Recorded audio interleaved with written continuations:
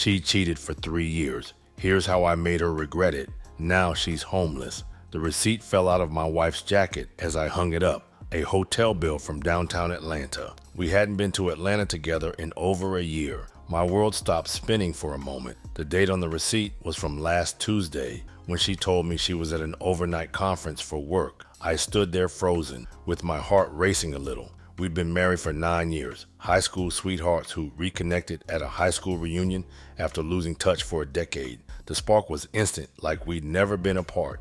We dated for 18 months, and I proposed on a hiking trip to the Georgia mountains. The first 5 years were good. Not perfect, no marriage is, but solid. We both worked at a marketing agency just outside of Atlanta. She handled client accounts while I worked in creative. We bought a nice house in a decent neighborhood. We talked about kids someday, but we're enjoying our freedom and building our careers. Looking back, things started changing about 3 years ago. She got promoted to account executive with more travel. Late nights at the office became normal.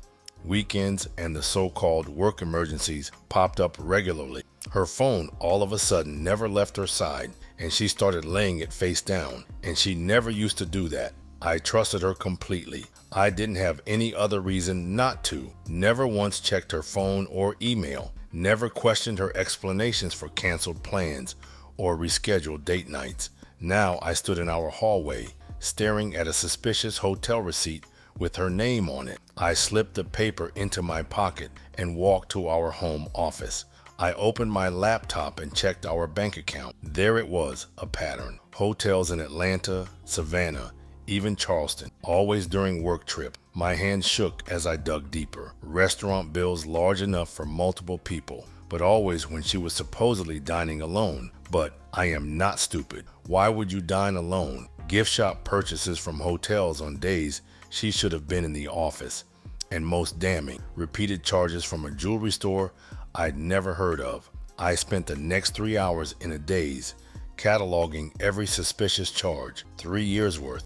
I couldn't believe how blind I'd been. Then my phone buzzed with a text from her. I am sorry, babe. Flight delayed. I won't be home until tomorrow morning. Don't wait up. She wasn't on a business trip. The company calendar on our home computer showed no official travel schedule. I guess this was another lie. I took a deep breath and made a decision. I wouldn't confront her yet. After all, I just had some suspicious hotel receipts and debit card charges from the bank account. Not until I knew exactly what I was dealing with. Not until I had every piece of evidence organized. And not until I understood what this meant for our future. I remembered something a buddy told me years ago. In Georgia, if you can prove your spouse cheated and use marital funds to finance the affair, they can lose everything in the divorce. I needed to be smart, methodical. I closed my laptop and reached for the phone. I needed a lawyer. The next morning, I called in sick to work for the first time in 3 years. As soon as my wife left for the office the next morning, I began my investigation in earnest. First, I contacted a divorce attorney recommended by a friend. During our consultation, the lawyer confirmed what I'd heard about Georgia divorce laws. Infidelity could absolutely impact how assets are divided, especially if marital funds were used to conduct the affair. Document everything, the attorney advised. Bank statements, credit card bills, hotel receipts, gifts purchased. If you can prove she used your joint money to finance this affair, the judge will take that very seriously. I spent the next week gathering evidence while maintaining a facade of normalcy. When she wasn't home, I searched through old credit card statements, bank records, and I even found a broken tablet. Well, I thought it was broken. The tablet was the mother lode, text messages going back nearly 3 years with someone saved as work client J. The messages left nothing to the imagination. My wife wasn't just having a casual fling. This was a full-blown long-term relationship with a man who lived in Atlanta. The texts revealed a shocking level of calculation. They coordinated stories about business trips. They laughed about how clueless I was. She even made comments about me in the bedroom. They even discussed their future together once they'd figured out the financial situation. The financial angle became my focus. Our joint accounts showed regular cash withdrawals of $200 to $500 around the times she'd seen him. The credit card paid for hotel rooms, fancy dinners, weekend getaways to Savannah and Charleston, all under the guise of work travel. Most disturbing of all, I discovered transfers from our joint savings account, money we'd been putting aside for a down payment on a vacation property, to her personal account. From there, she'd spent thousands on gifts for her lover, watches, designer clothes, even a weekend trip to Miami. I documented everything meticulously, downloaded statements, took screenshots of text messages, copied emails I found where they discussed their future plans. I even hired a private investigator to catch them together. He even captured photos of them together at a hotel in Atlanta. The PI also uncovered something I hadn't known. Her work client Jay was married too. He had a wife and 2 kids. The deeper I dug, the more sordid the story became. During this time, maintaining my composure around my wife became increasingly difficult. She'd come home from her business trips with stories about boring conferences and boring speeches. Meanwhile, I knew she'd been sharing a hotel bed with another man, spending our money on him and laughing about deceiving me. Each night, I'd lie awake beside her, my mind racing with questions. How could she do this? How did I miss the signs? What should I do now? After 3 weeks of investigation, I met with my lawyer again. I brought all the evidence I'd gathered, nearly 300 pages of documents, text messages, photos, and financial records. The lawyer reviewed everything carefully, then looked up at me with confidence. Wow, this is one of the strongest cases I've seen. Under Georgia law, with this kind of evidence of both infidelity and financial misconduct, she could end up with nothing. Are you ready to proceed? I then asked him, what's the next step? We filed for divorce on grounds of adultery and financial misconduct. But first, you need to secure your finances. Move your paycheck to a new account. Remove her from joint credit cards. Document all assets in the house.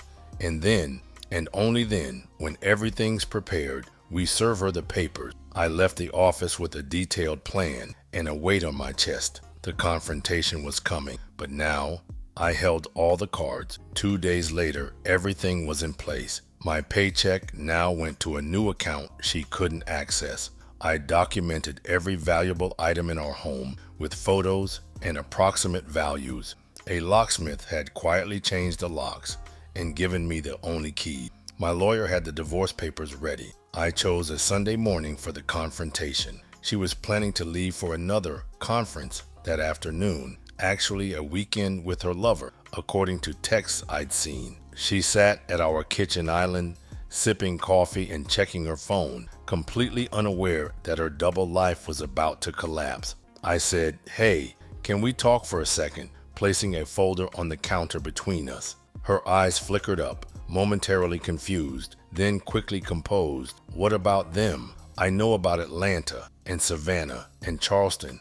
I opened the folder and slid across a stack of hotel receipts. Her face paled, but she tried to recover. Those are for when colleagues join for dinner or drinks. Nothing unusual about that. Without speaking, I placed her broken tablet on the table and turned it to face her. The lock screen showed a text preview from work client Jay that read, "Can't wait for what you did to me last weekend. Sexy." Just then, she looked like she had seen a ghost. "You went through my tablet. You invaded my privacy." Her voice rose with indignation. 3 years. You've been cheating for 3 years with a married man from Atlanta who has 2 kids. She started to speak, then stopped. Her shoulders slumped slightly. I have everything. The texts, the emails, the hotel receipts, the gifts you bought him with our money, the cash withdrawals, the transfers from our savings account. She stared at me, calculation visible in her eyes. I could practically see her mind racing for a way out,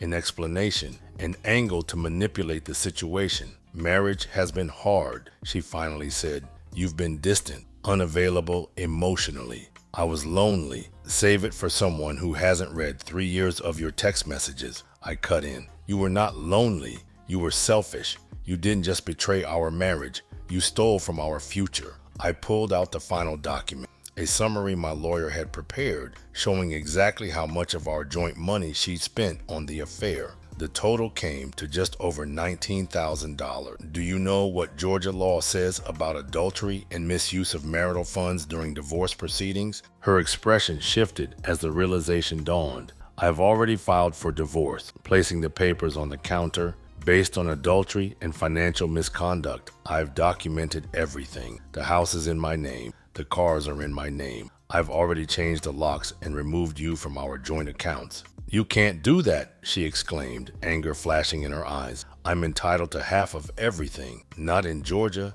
Not when you spent years cheating and using our money to do it. Talk to a lawyer if you don't believe me. The judge will see every receipt, every text, every transfer. The fight suddenly left her body. For the first time since I'd known her, she seemed genuinely afraid. Where am I supposed to go? She asked quietly. That's not my problem anymore. You have until tonight to pack your clothes and personal items. Anything you take will be photographed and documented for the court. She stared at me in disbelief. Just like that? 9 years of marriage and you're throwing me out? 3 years of lies and you're surprised by the consequences? I replied. You made your choice every day for 3 years. Now I'm making mine. That evening, she loaded her clothes and personal belongings into her car. As she prepared to leave, the reality of her situation seemed to fully hit her. Her affair partner wouldn't leave his family. I'd already learned that from their texts. She had no savings, poor credit from secret debt I'd discovered, and nowhere to go. As she drove away from the house she'd never returned to, I felt no satisfaction, only the hollow emptiness of an ending that should never have been necessary. The divorce proceedings lasted 5 months. 5 fucking months. My lawyer presented our evidence methodically, financial records showing how she'd spent tens of thousands of our joint money on the affair, text messages revealing the extent and duration of the deception, and proof that she'd planned to eventually leave with a significant portion of our assets. Her attorney tried to paint me as controlling and neglectful, but the evidence buried her. The judge, an older woman in her 60s, reviewed everything carefully. When she delivered her ruling, her disapproval was evident. The court finds clear and convincing evidence of adultery and significant financial misconduct. The judge stated, under Georgia law, this behavior constitutes grounds for an unequal distribution of marital assets. In the end, the judge awarded me the house, my retirement accounts, and most of our joint savings. My ex-wife received her car, which was nearly paid off, and her personal possession. She was also responsible for the credit card debt she'd accumulated during the affair. The financial consequences hit her hard. Without access to our joint income and savings, she struggled immediately. Through mutual friends, I heard she'd moved into a cheap, extended stay hotel.